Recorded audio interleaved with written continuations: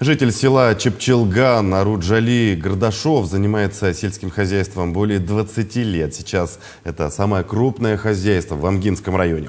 Наш корреспондент расскажет, как сегодня обстоят дела у фермера. С 2001 года Аруджали Гардашов начал вести свое хозяйство в селе Чепчелган Амгинского улуса. Сначала фермер занимался разведением свиней, после перешел на крупный рогатый скот. Сейчас у него больше 400 голов, из которых 120 дойных коров. Зимовка в этом году у фермера прошла без больших трудностей. Зимовка нынче нормально была. Вообще, в сравнении с теми годами, они нынче вообще лучше было. Потому что два хатона у меня, один хатон. Мы в прошлом году осенью отремонтировали капитально хорошо.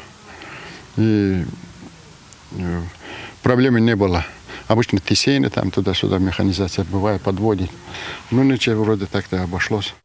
В 2015 году Аруджали Ашраф Аглы выиграл свой первый грант и построил коровник на 120 голов. Еще один такой же коровник он построил в 2020 году, также благодаря гранту «Семейный фермер». На данный момент главной проблемой фермера является аварийное состояние коровников. У нас почва здесь говорят же, земля из-под ног уходит. Вот действительно, вот уходит земля вообще. Тут вот пашня была раньше, вот эта территория. Колхоз, совхоз, вот пахали, сели, зерно выращивали. А сейчас эта земля уже вообще не пригоден, ничего абсолютно. И вот хатон строим, каждый год ремонт. Ну вот и так и живем, и ремонтируем, работаем так. А вот на грант хочу, вот у меня вот этот хатон в аварийном состоянии. Потому что если хатона не будет, мне придется в одном хатоне 400 голов я не могу держать, надо половину сокращать. А потом, если восстановить, она уже не один год, уже несколько лет уйдет, много же времени. Это не так просто.